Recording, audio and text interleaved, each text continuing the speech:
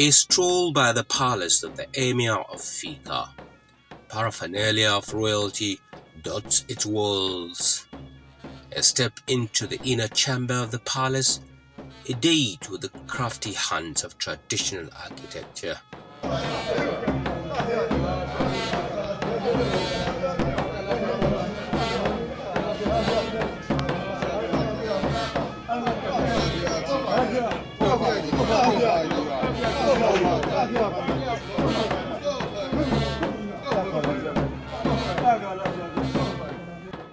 Royal hails and praises escorts His Majesty Muhammad Abali ibn Idrisa, the Emir of Fika.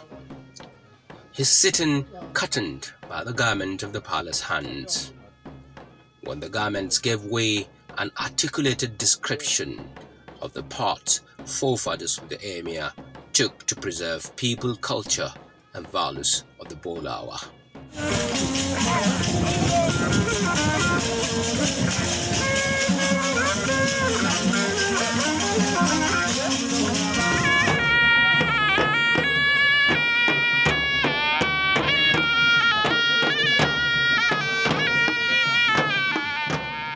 The Bolawa came from Yemen in the Middle East with other groups who migrated in that area around the 15th century, going westwards towards the Lake Chad shore.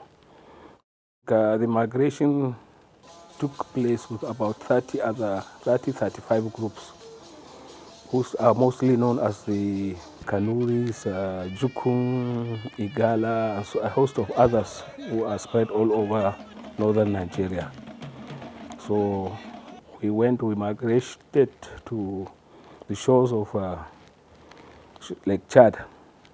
So along the line, due to some squabbles and disagreements on hunting, some stopped by. Princess, always you'll have conflict over leadership.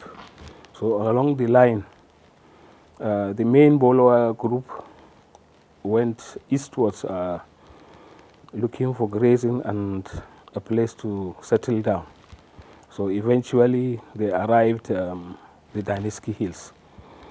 Due to strategic and tactical reasons, at that time there was open warfare and you have to settle in an area where you can defend. So they found the Daniski Hills was a good habitation and defense-wise they could settle down. They met the original settlers, the Gamo were there. They settled together. There are two hills, the Daniski and the Gamo Hill on the other side.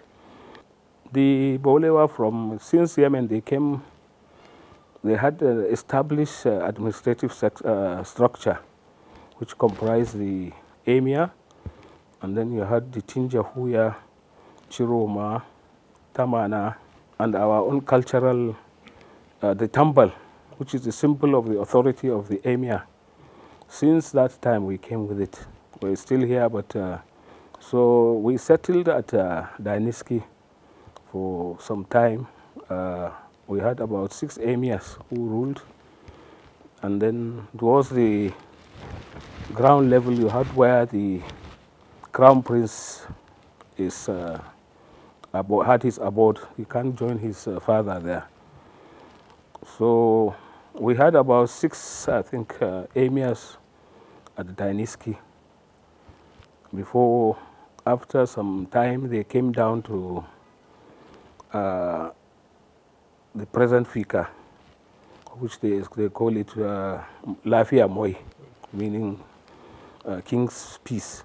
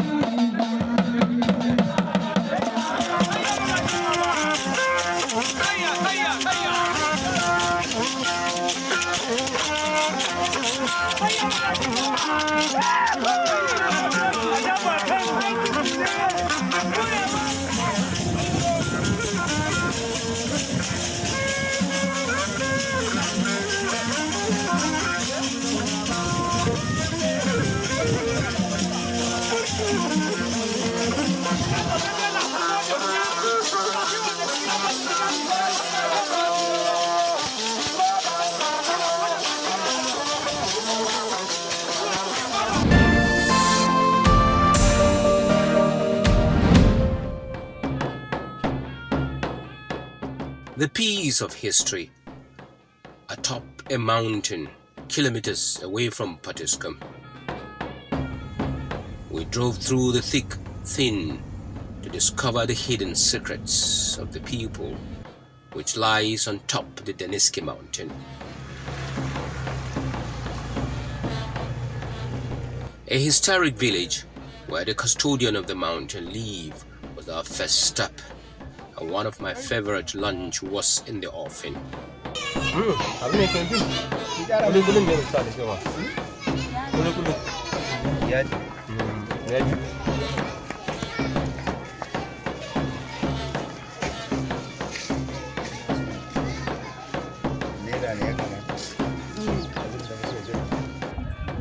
With lunch in hand, I walked to the local chief's house, being nosy in every move.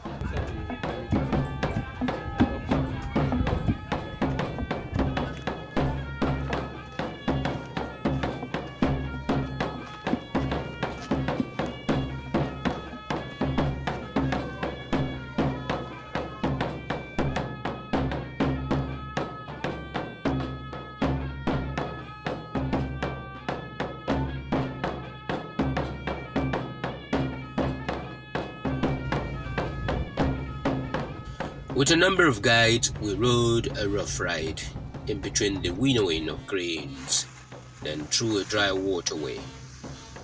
The calmness of the villages on our trail. We met the curious, protective and jealous. At the base of the Daniski mountain, the lenses of our camera tries a 360 view, but failed shut. There, we saw nature in a natural setting. Before going up the mountain, a unique piece of history at the base of the mountain was eye-catching. A sign gave a clue. The ruins of a 17th century home of a prince of the empire. Bani Moy Adam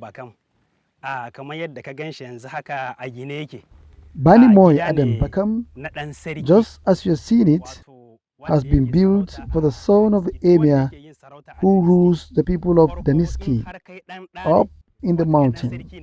And whoever is the emir at Daniski, one of his sons who the gods have chosen to succeed the emir, because in Daniski we have a process of choosing a successor to the throne. There are some 7 stones which are scared, and when these stones are put together, the successor sat on them without any sign of shaking. Then it is proven that the person will succeed the emir. So from that time, that particular son of the emir leaves the top of the mountain. He won't live in the same house with the emir. He will then be escorted to the base of the mountain where he lives in the prince's house until the passing of the emir. Then he will be crowned. Sai zanna zuwa lokacin da mahaifinsa ya rasu, sannan aka je aka bashi sarauta. So shine muke kiran wannan wuri Bani Moy Adam Bakam. The materials used in building these pieces of art could be the secret of its resilience to the wrath of the weather. Guess what? The well used by the home of the prince still contains water, though it's overtaken by weeds.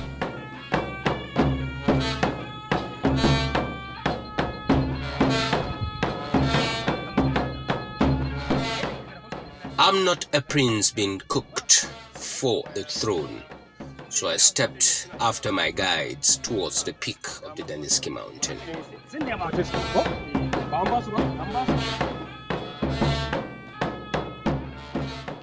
Climbing the Gushe Daniski, that means the rock of Daniski, the Bolawa people, is a unique experience here. It's somehow rocky on the way climbing up through trees and shrubs and getting up there to discover the treasure that has been kept for ages here for the Bolawa people.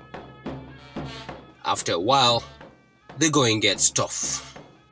Halfway here we come, and it is the toughest part of climbing the Daniski mountain. With my cap in hand and the fact that even my guides are sitting down to rest tells you that it is actually the toughest part of this climb. But we won't give up. We are going up there to discover once again the treasure of the people of Bolawa.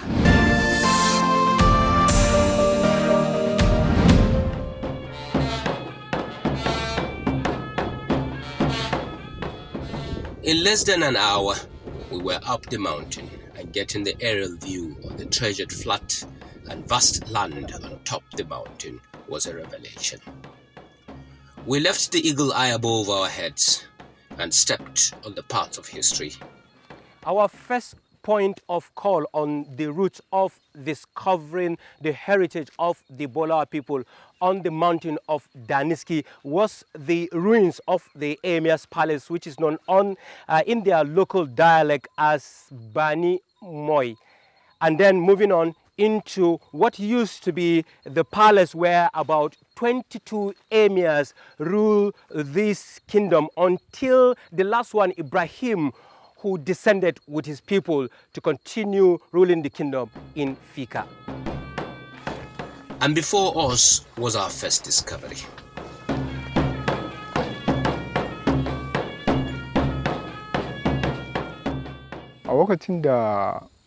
As at the time they were living, I mean our parents, in old Daniski on top of the mountain, I wasn't born. But when they all came down, I was born in Daniski, the mountain base before we finally moved to Ganji.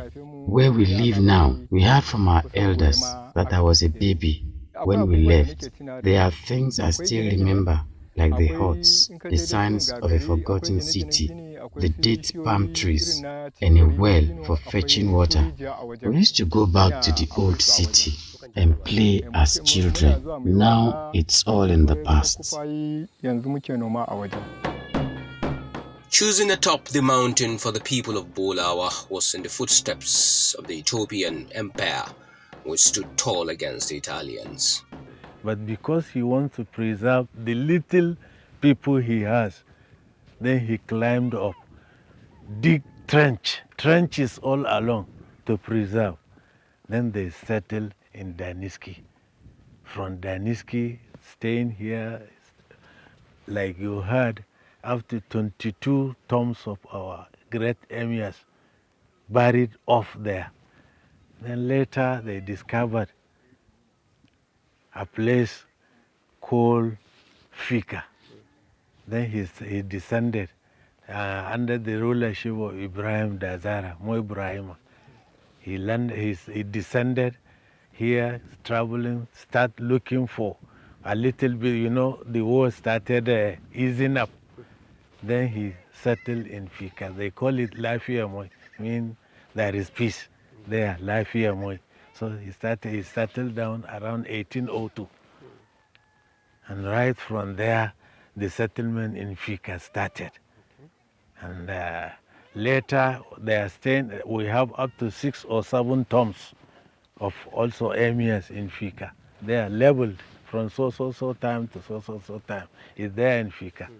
Then from there, the white man discovered that this set of people, they have organization.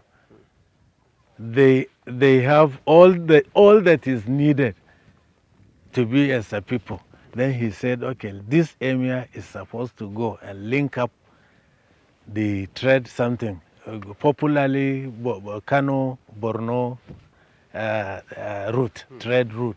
Then he said it is better the emir moves from Portusco to Fika, why he is now settled up to this moment.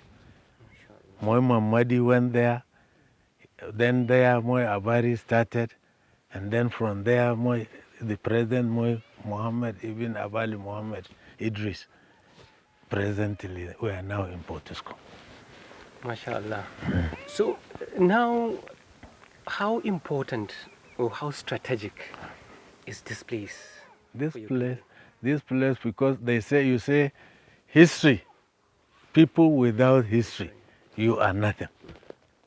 So if history is to go by, there is no Bolawa man on earth that will beat his chest and narrate his history without referring to Daniski. So Daniski is as important as everything. If you start giving history of Bolawa man on the earth, this Daniski is the beginning. So, and our history started there. Everything you need about the history of Bolawa is up there. Like he said before, not like now.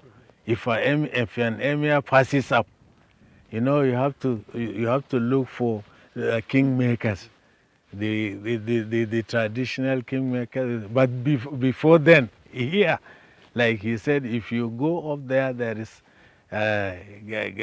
stones, 7 of them, that if you are a potential emir, you will be able to go and sit down, relax and everything. People will know that, yeah, this one is a heir to the throne. But if you cannot, there is no way even, you cannot even attempt to. And so yes, our history started all from here, as far as Bolawa race is concerned. Kafin masu hau sama sun biyo garuruka daban-daban musamman hannun kudu. Before they even climbed up the mountain, they passed through plenty villages, especially the south, like Biu in Borno State and Gombe, somewhere in Nafada. The first emir of Daniski is Emir Idris Atuman. He was said to have left a place called Lariski, from the mountain of Lariski to the mountain of Daniski. But there are various other places that they passed through as a people before they reached the Chad Basin. In fact, about 16 places where they stayed, in some places for years, and in others, months. But the first emir that starts to climb up mountains for safety is Emir Idris. He left Lariski to Daniski. After 7 years, he died. For us, this place is very important, especially now that the emir of Fika is standing still to revive the history of Daniski. Some of his great-grandfathers are still buried at the mountaintop graveyard, about 22 emirs so far. So he is so committed to making the Daniski mountain a tourist place, and he has encouraged us to take intense interest. And we are happy about what he's doing. We give glory to God. We are looking forward to be listed in the books of history, and we are praying that those responsible will put us through. Da kuma nuna wa waɗanda suke da halin aikin wannan aikin a gabansu su ciro mana shi ya ƙara fita fili duniya su san mu. We crisscrossed the ruins of the empire, silos with inscription only the wise can comprehend, and the emirate Jumaat Masjid not standing, but the heap of sand presents a heap of history. Descending from the top of the heap of particles that have formed the ruins of the only Jumaat mosque that stood here on top of the Daniski mountain for centuries. I've not been to other places like their own Jinri, the graveyard that still holds the bodies of a number of emirs that have ruled this kingdom. I come to finally understand, I also agree, the fact that these people have held on to Islam as their major religion. For hundreds of years, the people of Bir Daniski have lived high above the enemy on top of the mountain. And behind they left a treasure that is jealously protected by the Fika Emirate. When we began to descend the mountain, my thoughts went to the pyramids of Giza in Egypt. My final steps from the top of the Daniski mountain, the home of the Bolawas. What I saw there and I left was a trinket containing a lot of huge cultural values that no amount can buy. If you ask me whether I want to go back there once more, I'll tell you with the loudest voice that I will.